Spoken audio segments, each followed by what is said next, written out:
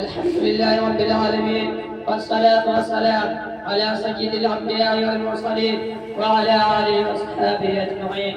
أما بعد، أعوذ بالله من الشيطان الرجيم. بسم الله الرحمن الرحيم. موافق الأعلى موافق المؤمنين ومعزت زمانے میں مسلمان ہوگا ومعزت زمانے میں مسلمان ہوگا اور ابخار و تاریخ فوان ہوگا. محترم بزرگ اور دوستوں، آج میرے گفتگو کا موضوع مسلمانوں کی تباہی اور اس کا علاج ہے.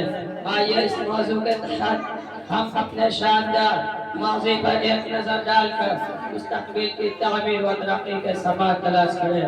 قرآن کریم میں رب ذوالجلال کا ارشاد ہے کہ وَأَنْتُمُ الْأَعْلَوْنَ إِن كُنتُم مُؤْمِنِينَ. تم بھی سر بلند رہو گے اگر تم مومن ہو. یہ ارشاد باری ہماری پوری تاریخ کا اختصار ہے اور اسی میں ہماری ترقی کا راز مضمون ہے.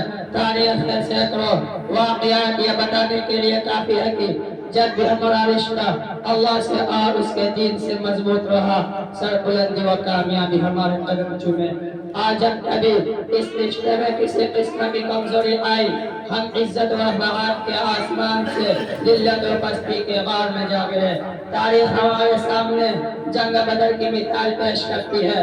جنگ بدر میں جو کامیابی ہوئی وہ صرف اسی رشتے کی مضبوطی پر ہوئی، ورنہ اگر ہوتی تو کفار مکہ کو ہوتی. کیونکہ کفار مکہ تقریباً 1000 تھے، بڑے جوش و خروش کے ساتھ تھے. ان کے پاس 700 اونٹ اور 200 گھوڑے، نیز سب کے پاس تلوار اور دیگر جنگ ہتھیار موجود تھے.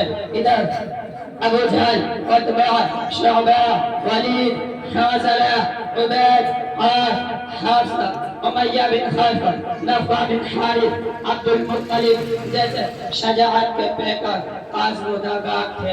ادھر بیچارے مسلمان بے سر و سامان، کل تعداد 313، سواری کے لیے کل 2 گھوڑے اور 70 اونٹ ہیں. ایک پر 3 4 آدمی سوار ہے اور بعض پیدل ہی سفر کر رہے ہیں.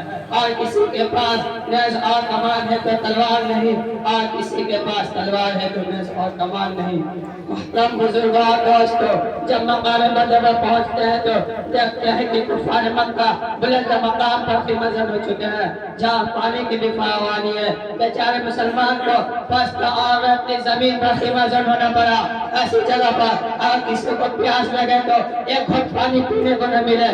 الغرض جنگ کے اندر جتنے اسباب اور جتنی چیزوں کی ضرورت پڑتی ہے وہ سب کفار مکہ کو حاصل تھے. مگر جب لڑائی شروع ہوتی ہے تو کفار مکہ غیر الملک کی طرف کاٹے جاتے ہیں. کفار مکہ کا سب سے بڑا سردار ابو جہل 2 بچے، مال اور معدو کے دریا مارا جاتا ہے. عبداللہ بن مسعود اس کے سر و جسم سے جدا کر دیتے ہیں. مسلمانوں، آپ جانتے ہیں کہ عبداللہ بن مسعود کون ہے؟ یہ وہی ہے جن کو مکہ کے شہر میں اسی ابو جہل نے مارتے مارتے بیہوش کر دیا تھا. آج میدان جنگ کے اندر وہی عبداللہ بن مسعود ابو جہل کا سر قلم کرتے ہیں. امیہ بن خلف ابو جہل کے بعد کفار مکہ کا سب سے بڑا سردار سمجھا جاتا تھا. لیکن اس طرح اپنے ساتھ لوگوں ہوتے دیکھ کر گھبرایا اور میدان جنگ چھوڑ کر مکہ کی طرف بھاگ پڑا. حضرت بلال حبشی اس کے پیچھے بھاگے اور قریب پہنچ گئے. امیہ بن خلف گھبرا کر گھوڑے سے نیچے گر جاتا ہے اور پیٹ کے بل لیٹ جاتا ہے اور شور مچاتا ہے، معافی مانگتا ہے، امن چاہتا ہے. لیکن بلال حبشی اس کے پیٹ پہ نیچے سے تلوار چلا دیتے ہیں اور اس کو جہنم رسید کر دیتے ہیں.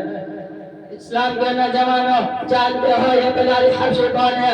اسی امیہ بن خلف کا غلام ہے. جب اسلام قبول کیا تو مکہ کے شہر میں، مکہ کے اندر امیہ بن خلف دوپہر کے وقت تختے پر لٹا کر پتھر کی بڑی بڑی چٹان رکھ دیتا تھا تاکہ یہ حرکت نہ کر سکے. رات کو زنجیروں میں باندھ کر کوڑے لگاتا. اگلے دن ان کو گرم زمین پر لٹا کر اور زیادہ زخمی کیا جاتا تھا تاکہ تکلیف سے بے قابو ہو کر اسلام کو پھر جائے یا یوں ہی تڑپ کر مر جائے. میرا سیمان کر مکہ کے گلیوں میں بھیجا جاتا ہے. طرح طرح کی عذائیت اور تکالیف پہنچائی جاتی ہے. یہاں تک کہ تکالیف دینے والے تھک جاتے ہیں، اکتا جاتے ہیں. کبھی امیہ بن خلف کا نمبر آتا ہے، کبھی ابو جہل کا نمبر آتا ہے تو کبھی اور کا نمبر آتا ہے. آج میدان جنگ کے اندر وہی غلام اپنے آقا و مالک یعنی امیہ بن خلف قتل کرنے کے لیے دوڑ رہے ہیں، اور امیہ بن خلف میدان جنگ چھوڑ کر بھاگ رہا ہے۔ مسلمانوں کون سی چیز تھی جس نے غلام کو غالب آقا کو مغلوب کر دیا؟ سچ فرمایا تبارک و تعالی نے، وَأَنْتُمُ الْأَعْلَوْنَ إِن كُنتُم مُؤْمِنِينَ۔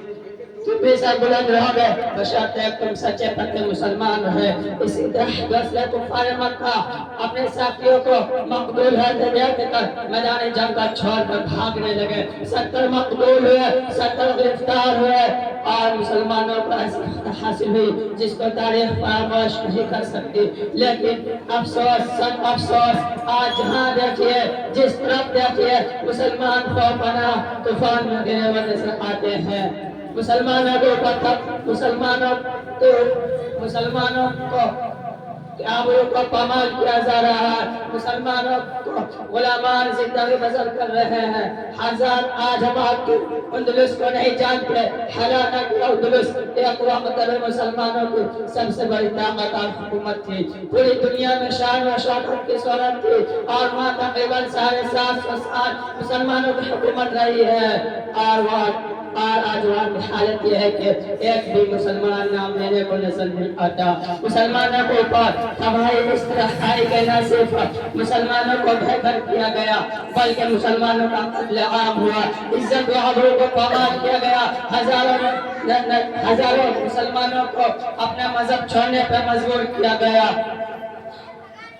اور اسی پر بس نہیں بلکہ ملک برما میں بھی مسلمانوں کا قتل عام ہوا، عزت و آبرو کو پامال کیا گیا، ہزاروں نوجوانوں کو شہید کر دیا گیا، بے شمار عورتوں کو شہید کر دیا گیا، معصوم بچوں کو ان کی ماں کے گود سے جدا کر دیا گیا، علماء قوم کو سخت سے سخت سزا دی گئی، جبکہ ملک برما میں مسلمانوں کی بہت بڑی تعداد موجود تھی۔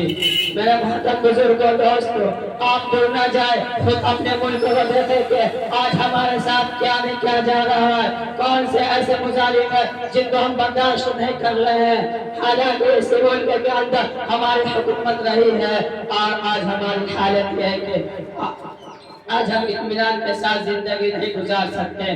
کہیں ہمارے قتل کی تدبیریں سوچی جاتی ہے، ملک سے نکالنے کے لیے منصوبے بنائے جاتے ہیں، کہیں ہمیں غیر ملکی کا بدلاؤ کیا جاتا ہے۔ مسلمانوں آج کیوں ہماری حالت ایسی ہو گئی ہے؟ کسی شہر نے کیا خوب کہا ہے، سوئی ہوئی قوم جاگ اٹھی بیدار مسلمان سوتا ہے، رہوارا قلب مومن میں اب جذبہ ایمان سوتا ہے۔ ہم علیہ